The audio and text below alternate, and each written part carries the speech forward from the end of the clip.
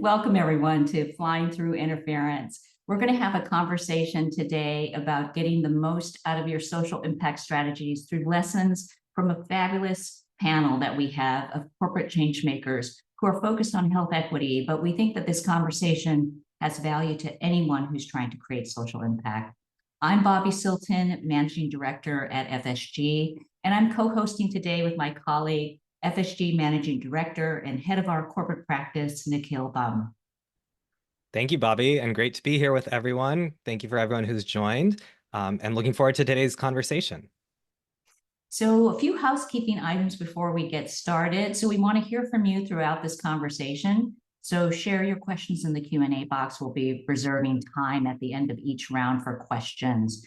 We'll share the recording and slides on fsg.org. If you'd like to use live captions, please follow the instructions on this slide. And if you're having any technical difficulties or need help, please share it in the chat or email us at info@fsg.org. Nikhil, you want to introduce our speakers? Absolutely. So today, Bobby and I are very excited to gather in conversation with 4 corporate change makers. We have Diana Blankman of Sanofi US and Sanofi Cares North America, Josette Bamudu of Merck, Patty Doikos from Bristol Myers Squibb, and Rima Jawed Google of AARP. We'll do proper introductions of each of them as we bring them on shortly, but first a few notes about today's format. At FSG, when we first started talking about the concept of interference as it relates to social impact strategies, it was really just that, a conversation. And so as Bobby said, today we really hope to recreate that same feeling by setting a format that is similar, as if all 6 of us here were gathered around a table having a conversation. Sometimes we'll do that in pairs and trios, and sometimes as a group. Finally, while Diana, Josette, Patty, and Rima all joined this conversation as health equity leaders in their respective companies, the ideas we will discuss here and the concept of interference is not unique to health equity work and applies to all the ways in which each of us are trying to do this social impact work. So thank you all for joining our table conversation, and back to you, Bobby. Thanks so much, Nikhil. So let's talk a little bit about why today's topic is so important. A few years ago, FSG, we were doing some research on a guide called Centering Equity and Corporate Purpose, and we had the opportunity to interview about 30 corporate leaders from around the world to better understand what needed to shift in order to effectively deliver strategies that center equity. Through this research, we had an unexpected learning about strategy and its link to social impact. And I want us to look at this visual to help us understand what that unexpected finding was. Oftentimes, when we think about strategy, we think that if we just get clear on the vision and the impact that we want to have, that it is a straight line to outcomes. However, in execution, the road to impact often looks like this. And sometimes we may not ever achieve the impact that we were hoping to achieve. We call this noise interference. And we came up with this equation that says strategic intent, so that's the intention that your strategies have, minus interference, so that's internal and external interference, equals your social impact. So the more that we can lower the interference, the higher that we can drive social impact. So today we're going to learn more about this concept about interference and what we can do about it. So Nikhil, I'm going to turn it back to you to talk about our agenda for today. Yeah, thank you, Bobby. And if we can just hold on this slide for a second. Bobby, I just really love this equation. And I remember the first time that you shared it with me, it sort of immediately clicked. That strategic intent, as you framed it, right? What we set out in our strategies minus the interference is actually what equals the impact that we're able to create. And that can be challenging. And so what's interesting is that while we all know that we face interference in our work, sometimes we find it, including within FSG, sort of hard to really put our fingers on it. And to address that interference, the first step is to recognize it.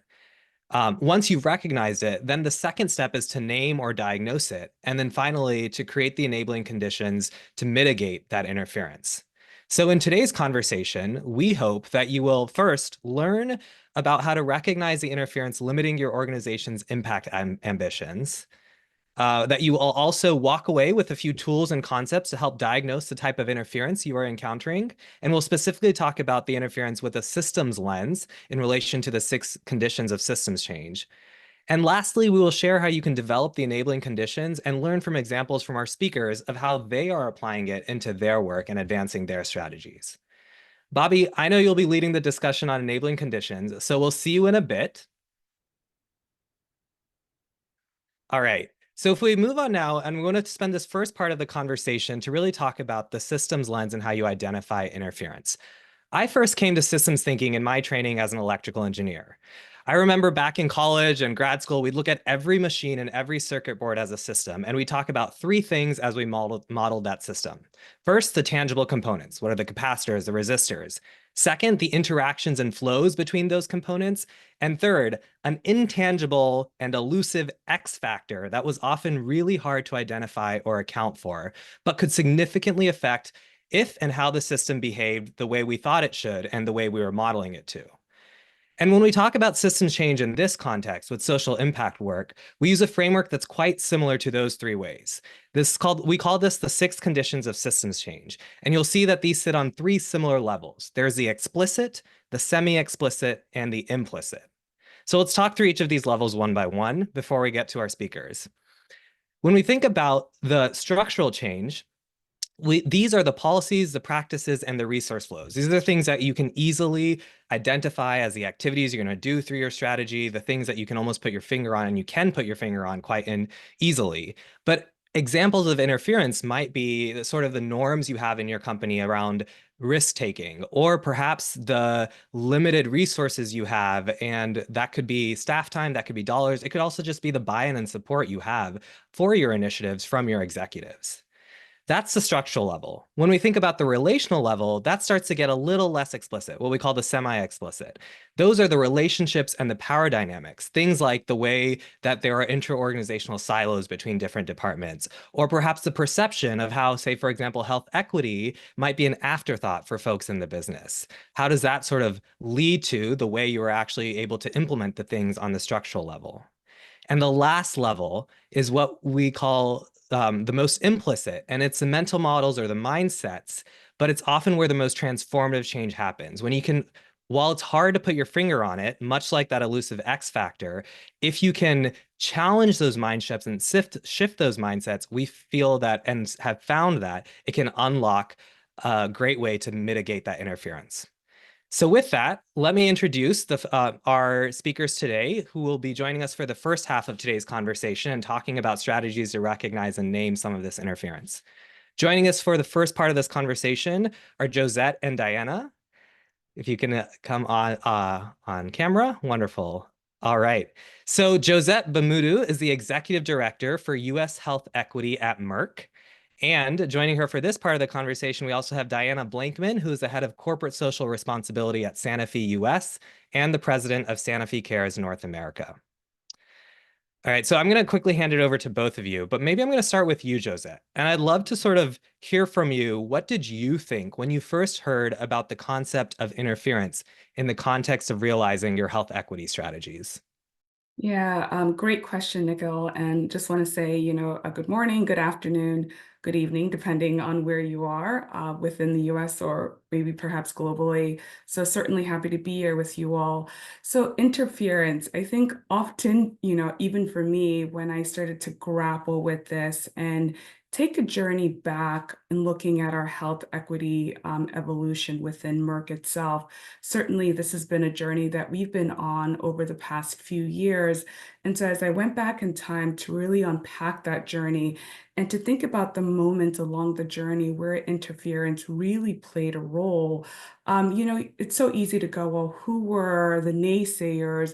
Who were the individuals? But it's really not about that, as you said.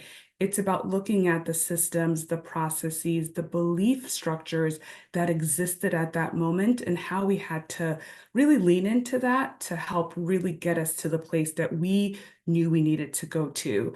And so we had to, really look at the business choices and the trade-off decisions that most people hold on to dearly, to understand how to really elevate the focus on health equity as a critical business transformational lever, as opposed to a nice to have. We really needed to situate this as a critical must-have that could ultimately bring and drive our business in a forward-looking fashion.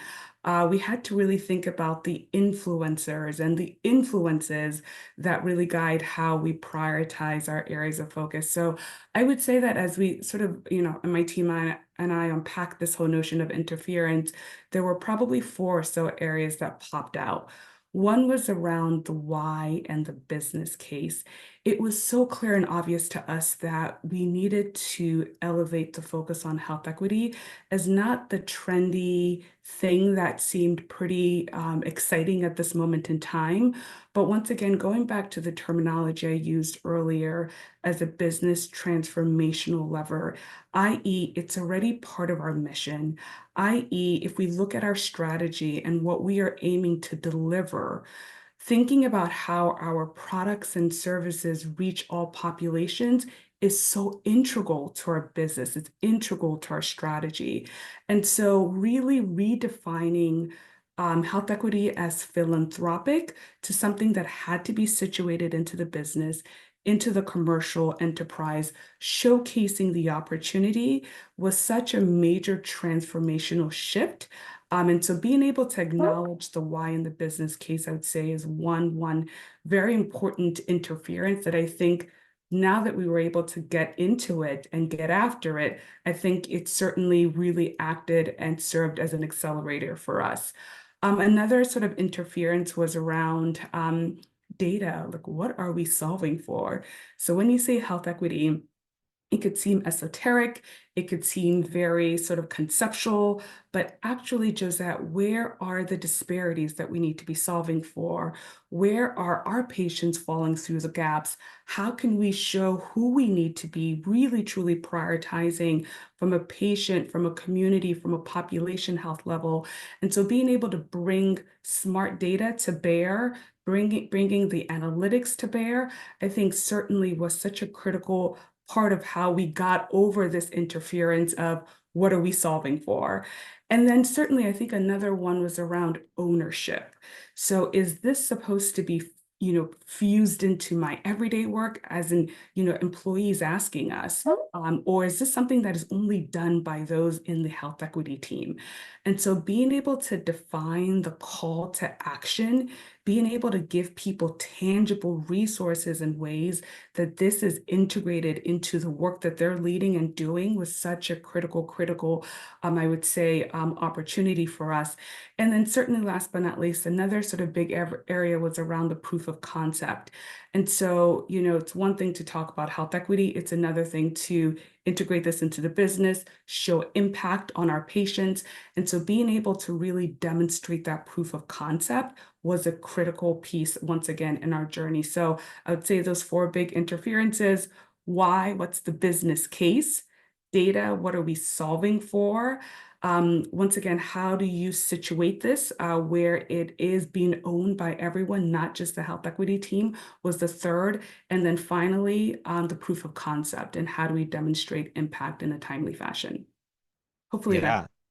No, very helpful, Josette. And I won't recap those 4 because you just did. But what I'm sitting with a little bit is what you said right before that around really those underlying belief systems and how does that show up in the strategic choices and the trade-offs that people are making, but not just making, holding really dear. And I think each of us who've been in companies know that those choices, as much as they seem like business decisions, come with a lot of emotion. So sitting with that. With that, I'm going to do 2 things. One, I'm going to punt over to Diana, but before I do that, just flag for our audience that I have about 2 more questions for our panelists, and then would love to open up for a couple of questions, time pending, probably, maybe about 2 from the audience. So if you have them, please pop them into the Q&A. So Diana, question for you, building off of what Josette said, does knowing about this interference, and whether it's the 4 types that Josette talked about or other ones, does knowing about interference change the way you work and lead? Yeah, it's a great question. And again, first of all, hi, everybody. So happy to be part of the discussion today. I feel like I should just say what she said because everything that Joe said just talked about is what we've gone through as well. And I think the important thing there is that the hurdles you encounter when trying to implement a new program, especially one across the full value chain, are not new. But being able to put a name to the different aspects of interference, I know for me, really helped to individualize them, so to speak. Look at the different facets that surround each of them, and then develop appropriate solutions to move forward. You know, the hurdles don't seem quite as daunting when you approach them one by one, as opposed to really looking at the sum of the whole. I think the other thing here about interference is that, you know, one size does not fit all. And when you look at making an investment in the work, that includes, of course, the investment of time it takes to build the programs, but also address each aspect of interference and build the relationships needed to get it right. In my team's case at Sanofi, we've gone in the last 5 years from being a very siloed function that was seen by the company and the employees sort of as a nice to do that gave money away and had a few volunteer programs, to one that's really focused now around driving community-based solutions to equitable access to care and being seen as a true value add to the company. But you can imagine with such a dramatic shift to how things had always been done and seen that we encountered and still do, quite honestly, a lot of interference. As a result, we really needed to focus on changing mindsets and building basic awareness of the fact that CSR and social impact and health equity is not just done by one department, you know, back to what Joe said earlier. It's really about how the company shows up in everything that we do, that equity is important to every aspect of the business, and each and every employee has a role to play in helping to solve some of these issues. So, you know, just to sum that up, I'll say that we, you know, learn to start with the basics around awareness and education before trying to jump immediately into a solution. Thanks, Diana. I really appreciate that. I was sort of furiously taking some notes. All right, so I'm going to ask a question to both of you that also builds on something that folks put in the chat or in the Q&A. But curious for both of you, and maybe I'll ask Diana for you to just pick up on where you left off.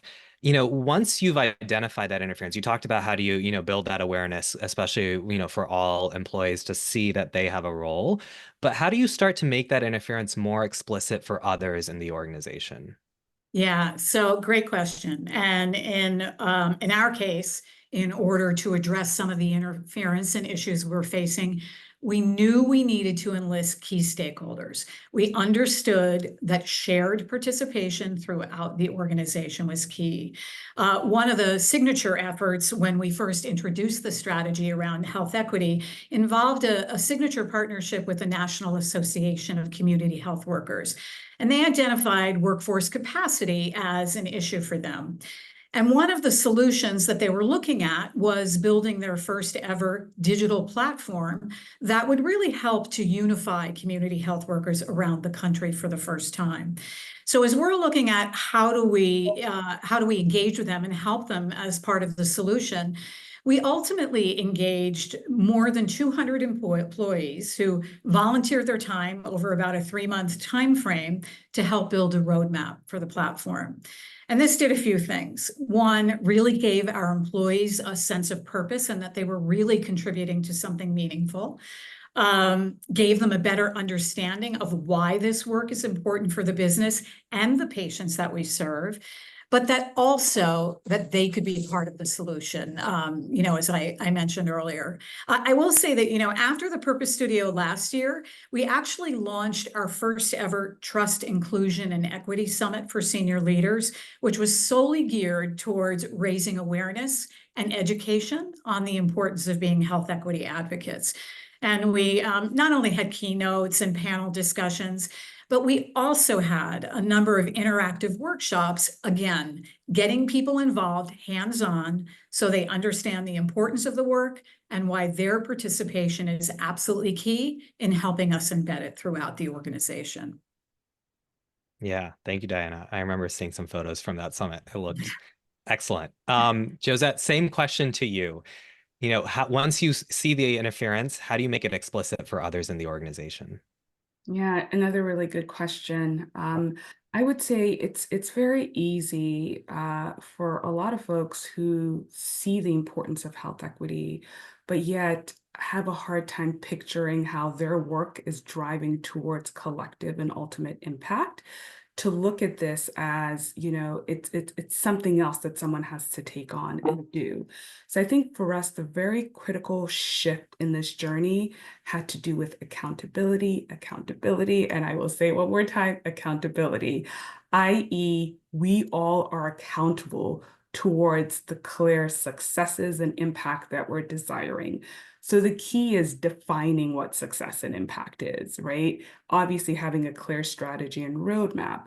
And so to do that, we enlisted really an executive steering committee where we brought a cohort of leaders from different parts of the value chain. So this wasn't just going to be leaders from our commercial enterprise. These are leaders from manufacturing, leaders from our research and development side of the business, to come and to really lay the stakes on how are their individual divisions going to own parts of this strategy and deliver on the intended impact that we want and that we believe we can ultimately achieve. So having the steering committee be not just advocates, but also key decision makers, leaders driving this, asking their teams as well, right? How is this going to be implemented within your vertical organizations? I think that was another really important piece to how you acknowledge and, make sort of interference more explicit in a way that you're not saying it's interference. You're just saying this is the opportunity that's before us. Let's get after this. And then the other thing that was another sort of critical piece to this puzzle was, it's one thing to have leadership buy-in, support, and activation. I think you also have to think about the broad set of the rest of the organization. And so we also created a cross-functional work group, bringing folks to the table. What challenges are you experiencing? What best practices? Oh, by the way, share that best practice, right, with another team that's also trying to fuse this and integrate this into their work. So creating that cross-pollination, that very organic environment for folks to come together so that, once again, there's ownership, there's accountability. And then the last thing I'll say is KPIs as well. Don't create the KPIs by yourself. Invite others to help create the KPIs that will be the KPIs that we all collectively use as a way to hold ourselves accountable and measure impact. So everyone, once again, starts to own this journey. Yeah. Yeah, Nikhil, if I can just please chime in on that. They always say shared participation is shared accountability. And I think that's so apropos in this case. Sorry, Nikhil. No, I love that. I always love it when you all interrupt me and interact directly. So building on this, because both of you have talked about how you engage senior leaders, business executives, and some of the ways to do that. And I'm gonna write this down. Shared participation builds shared accountability. I think that's very powerful, Diana.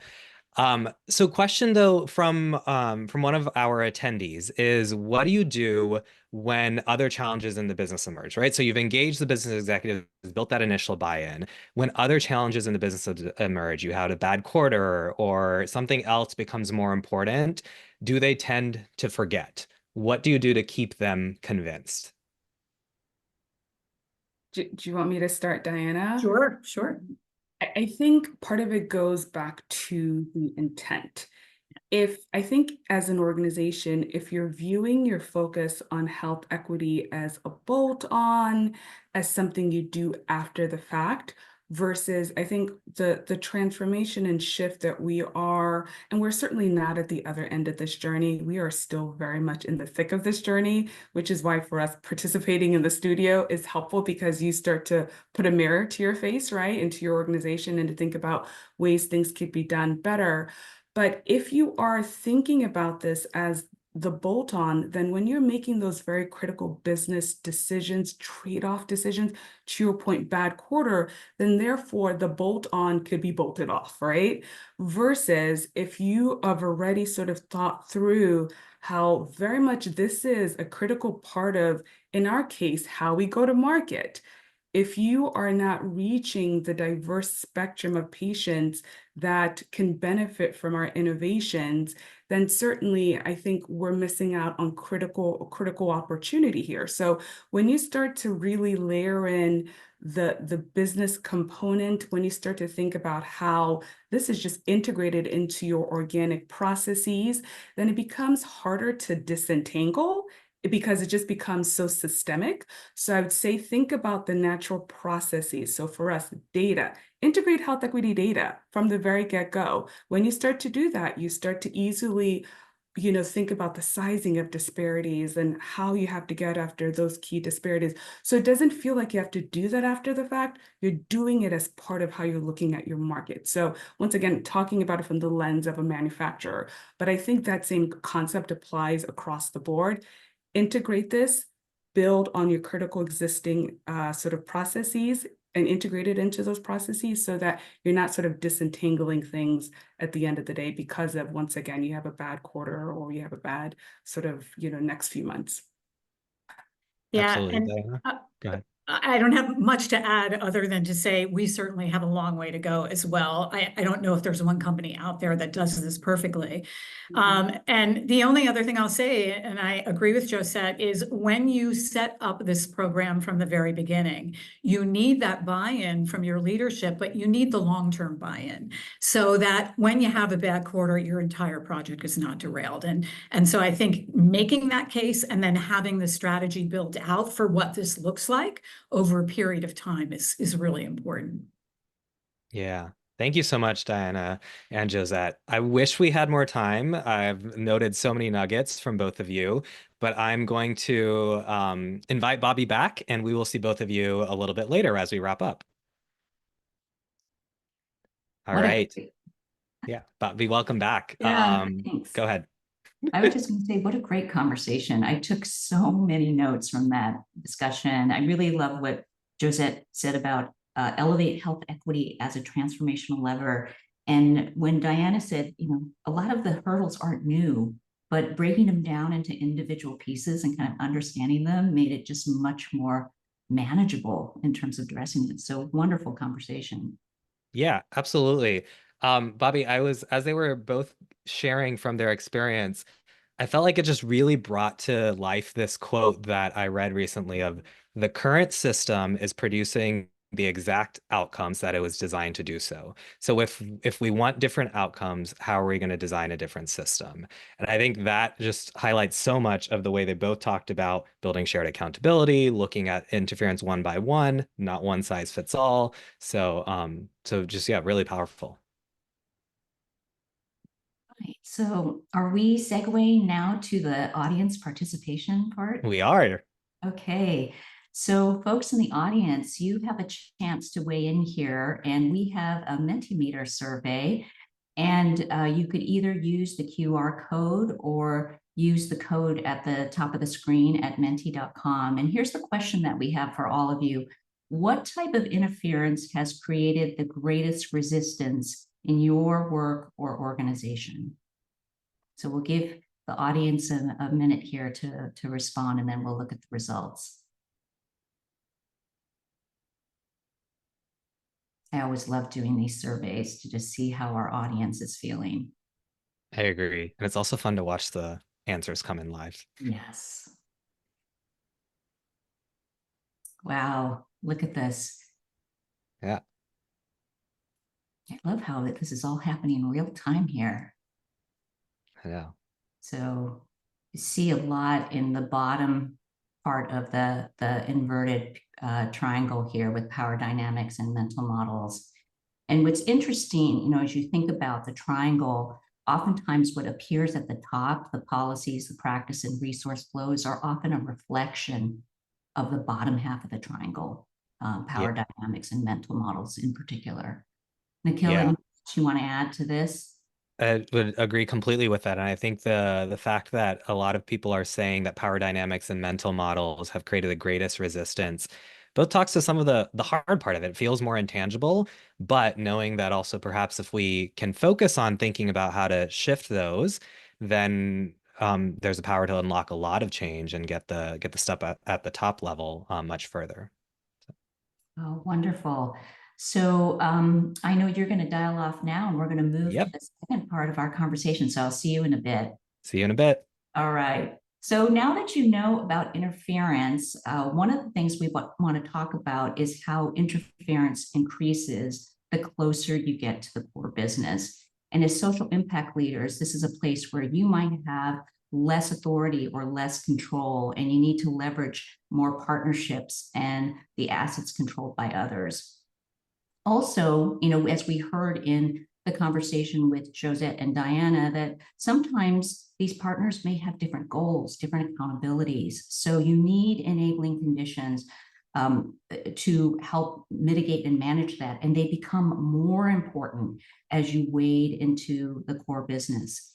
So we're going to talk about this, the enabling conditions that help to address interference. And I'd like to now invite my panelists to join me. So Patty Doikos and Rima Jewett-Google, if you turn on your cameras and join me here, wonderful.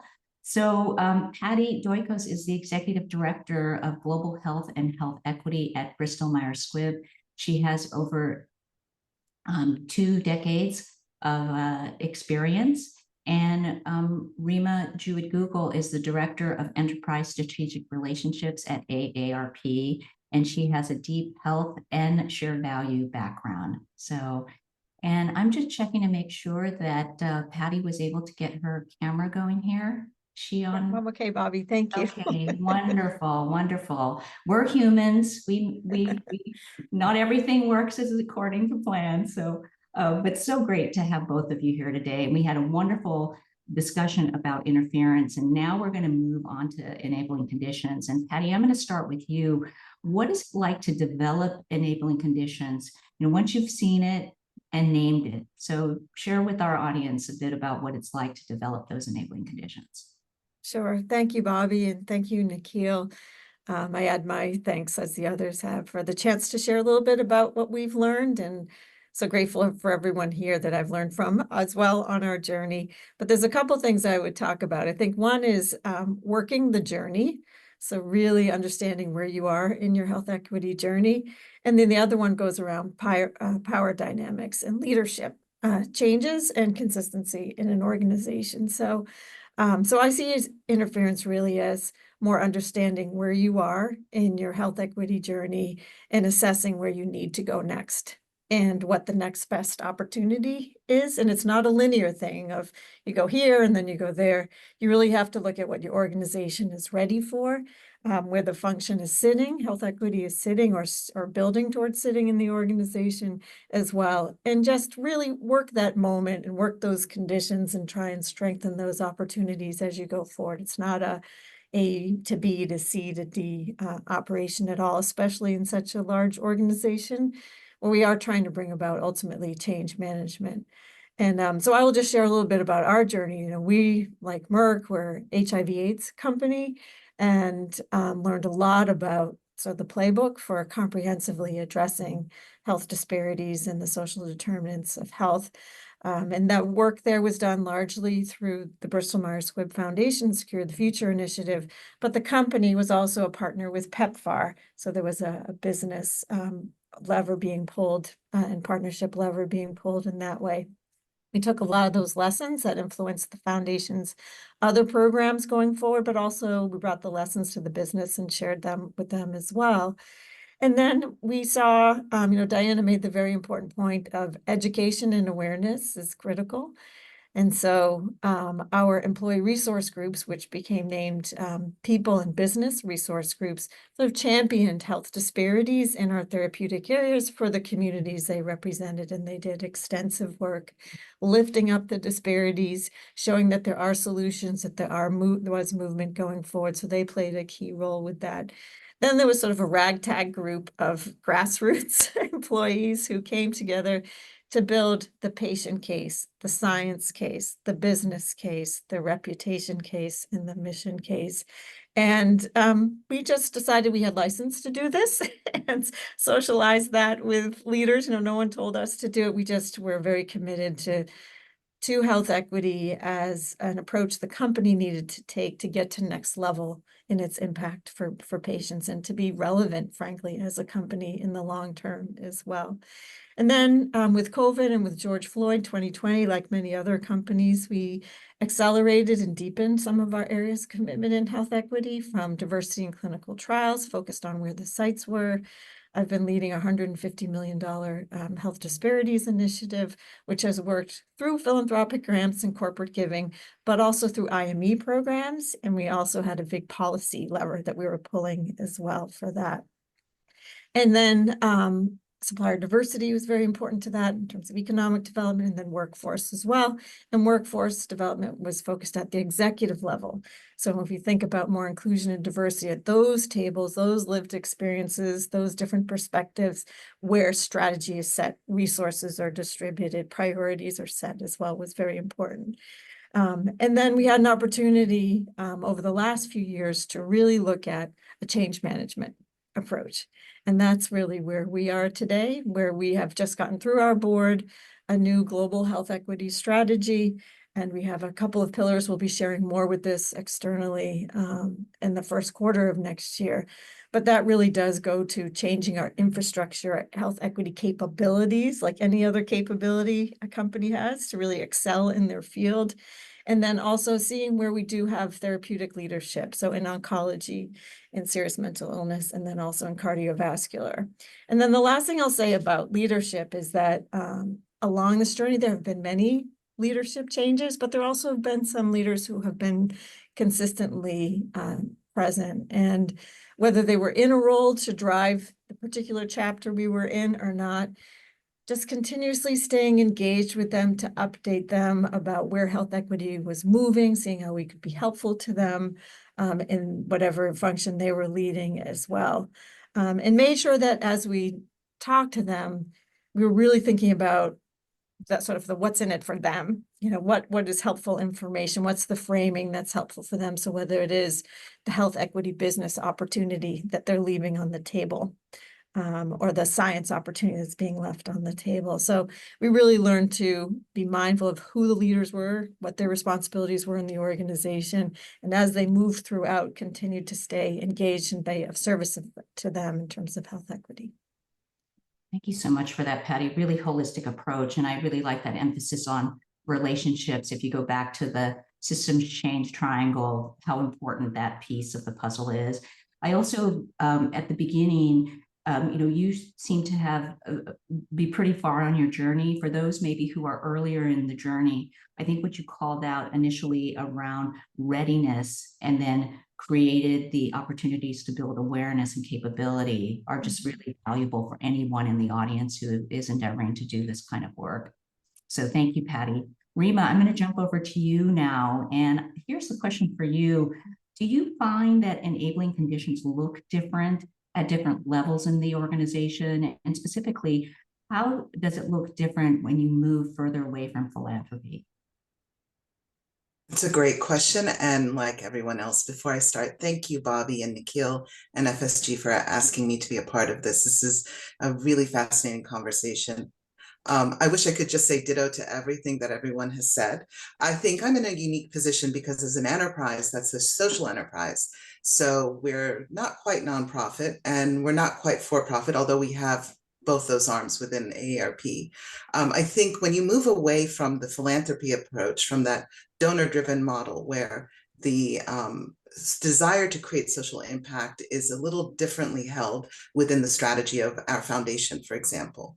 And you think about centering, in this case, case, the health equity challenges as part of our social mission, but maybe even more broadly, social mission. Any of our social impact work is already mission critical to the work that we do. I think that helps the organization, the what's in it for every level of the organization, begin to gel around the concept of we are striving to do well by doing good. It's not window dressing. I can safely say that all of my colleagues at AARP, we may not all understand every aspect of, in this case, the health equity work we were doing, which is now completely integrated, and it's not in a standalone or appendage, as I like to refer to it, but it's completely integrated within the work of our strategic plan. But that every level of the organization understands the why. It's not perfect.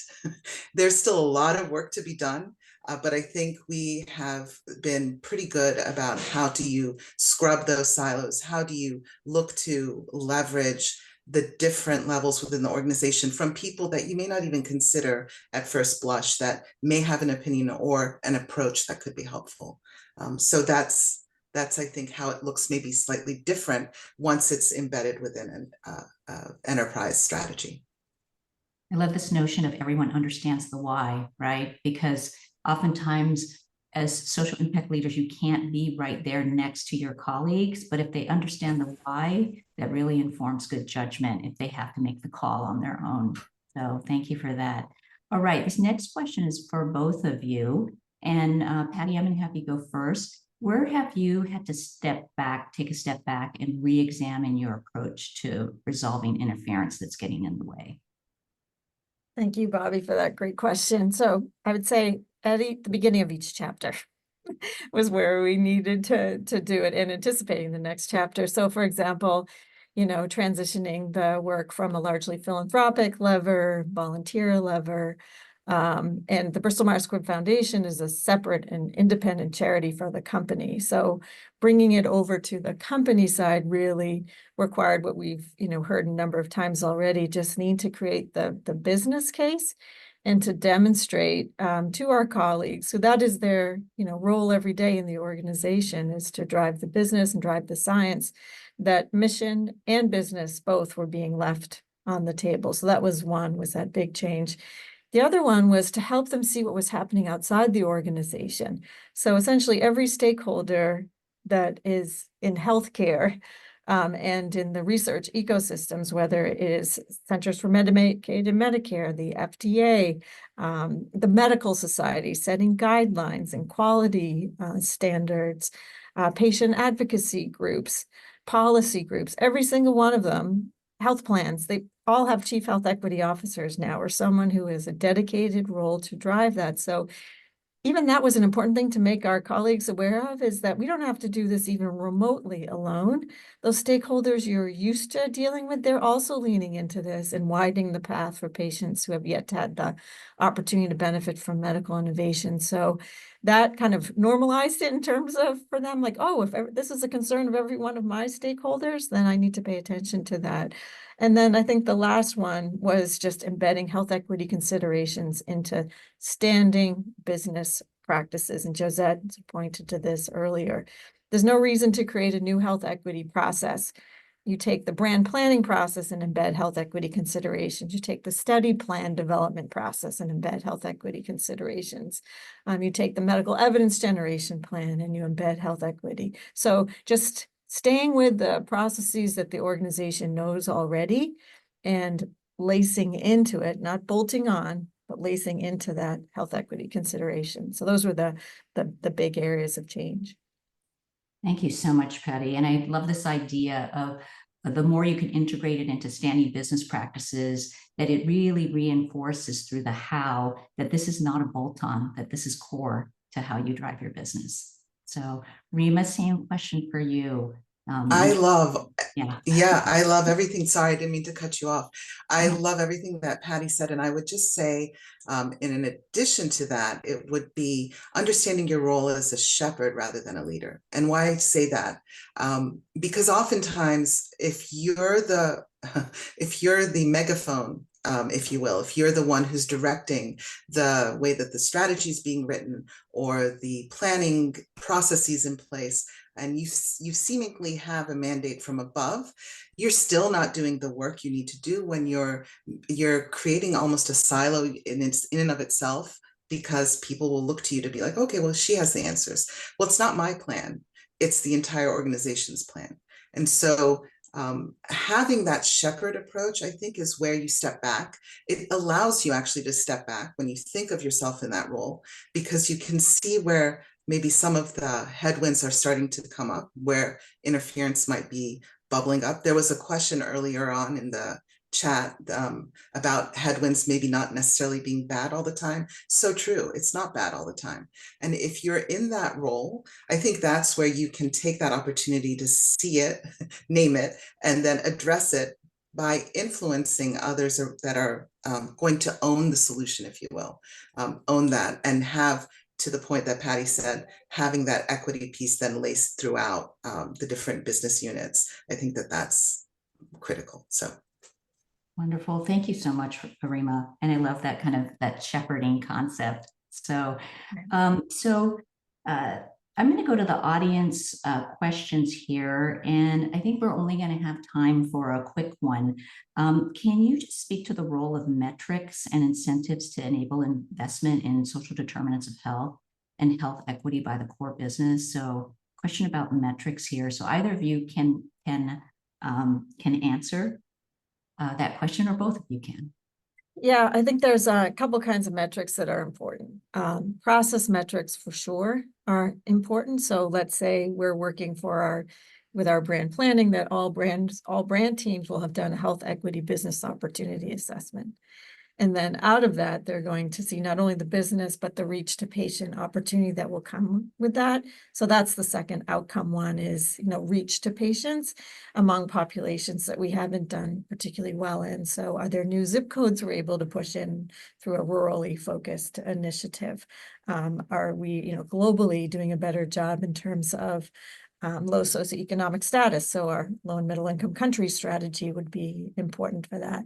But setting North Star goals is really important for the organization, and then working with business insight analytics to actually create the system to pull in the needed information to validate your progress against those goals. But it is challenging to do. But that's why we always emphasize both. We have to change ourselves, and those are do things differently. Let's know what that process changes, and then over time continuously get better at capturing the outcome goals. Yeah, and I think the more you can use, again, going back to that, using existing practices and systems rather than creating new systems, the more, again, it gets integrated into business reporting and just bolsters the business case. We have time for, I think, one more question here, and this was about shared value. Can you share a shared value approach enabling and scaling a solution to narrow health disparities? I'll leave that to you, Patty. Okay. Well, I mean, I think that's kind of that's what we're learning to do now in terms of our businesses, actually seeing the opportunity for them to, live part of this. So at BMS, we have this saying of, who are you working for? This question that everyone asks every day. And so the health equity question is, who aren't you working for yet? So as we develop strategies and tactics to get better at reaching who we're not working for yet, we really insist that they be approached in a way of creating systemic and structural change, and that they have a longer window. And if we do this with an external partner, we'll want to think about organizations that themselves have scaled change before. So maybe you can pilot something with a national organization that has a few, chapters nationally, but you do it with 3 or 4 to start out, see if you can get, validation of your principle, proof of principle, but they're already in with a partner that's ready to go to scale. So it is important to choose mechanisms and partners that are scalable. And I think that partnership point is so important.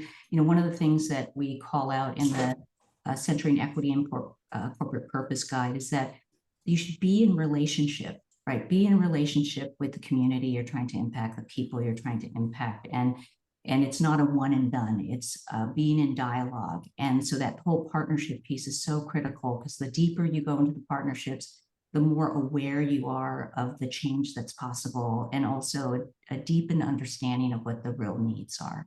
Yeah. And that's I also where was- public policy is so critical to do work in that space, because that's obviously public policy change is a way to scale interventions and solutions as well.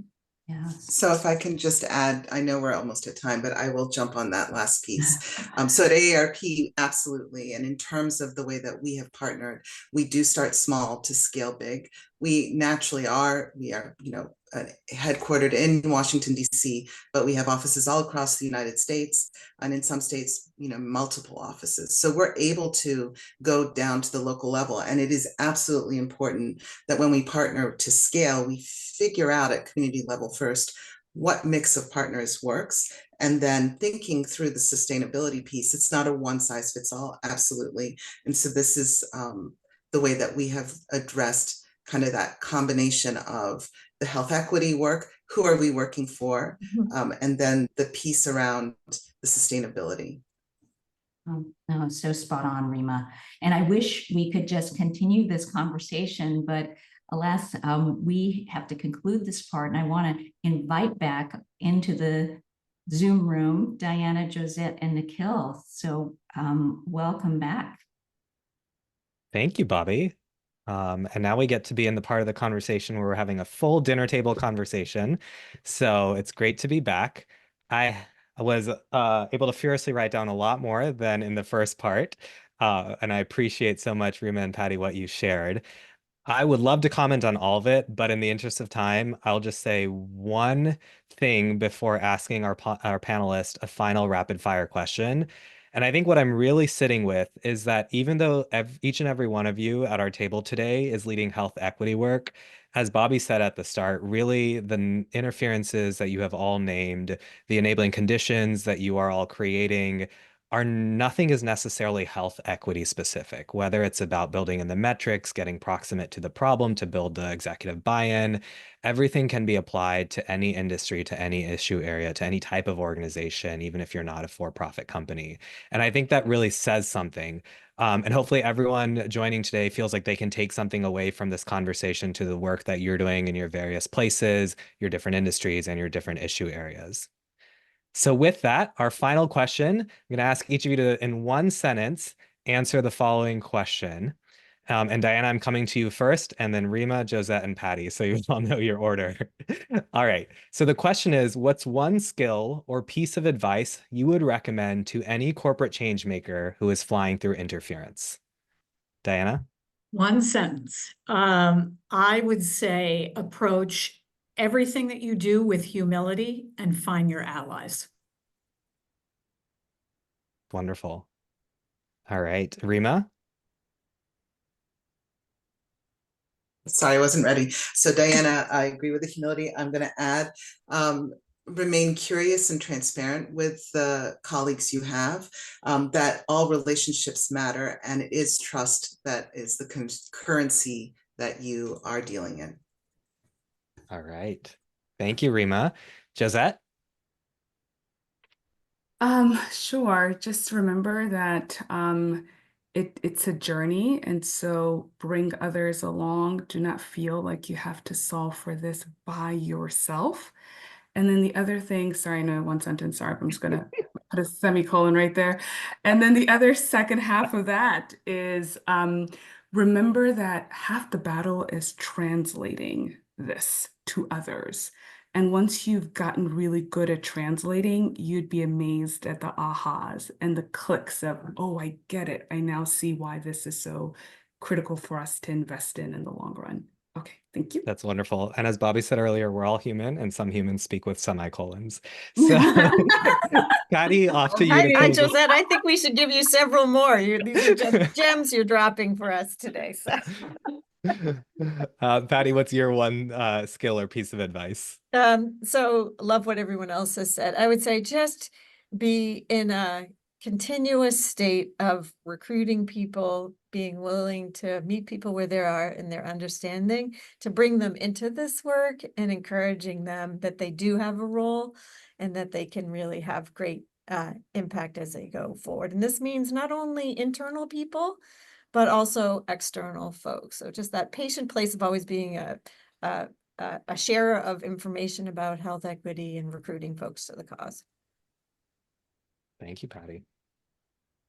Well, thank you, everyone. I just want to share my gratitude and appreciation for all of our panelists, Diana, Rima, Josette, and Patty. Just amazing, as someone said, amazing nuggets just being dropped today. And I have so many notes that I want to go back through once this is done. I want to just, share appreciation for my colleague, Nikhil Bum.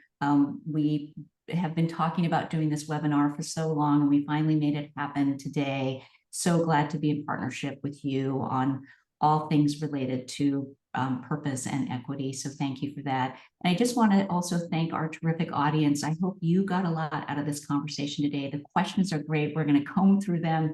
Sorry we didn't get a chance to get to all of them today, but we would love to spend more time with those questions. And certainly going to examine that Mentimeter survey a little bit more. So Nikhil, I'm going to pass it back to you and let you have the final word here. Thank you so much, Bobby. You're so kind. So I'm just going to start by thanking you, Bobby. It's always fun to do these things with you, to have these conversations, to think about interference, and to think about how we might continue to reduce the impact of that interference and learn from so many others. Also want to extend my gratitude to all of our fantastic panelists who joined and to the audience. And a special thank you to 4 FSGers who you all can't see, but who have been doing tremendous work behind the scenes, running up to and during this webinar. So that's Njideka Ofaleta, Karen Mack, Mary Gahn, and Alicia Dunn. Thank you for all of your behind the scenes partnership. And also a thank you to all the companies who were part of FSG's inaugural Purpose Studio community last year, who contributed to this collective learning and to impact. And just, before we close out, I'll say that if you all who are attending today are encountering interference and would like to think through how to recognize it, to name it, and to create those enabling conditions that you heard from our panelists, please reach out. We love talking about this. We love thinking about how to embed the strategies and make them succeed for the long term. And you can also reach out to us if you want to learn more about our upcoming Health Equity Purpose Studio. So with that, thank you, everyone. Thank you, our panelists. Thank you, Bobby. And thank you, everyone in the audience for joining, and enjoy the rest of your day.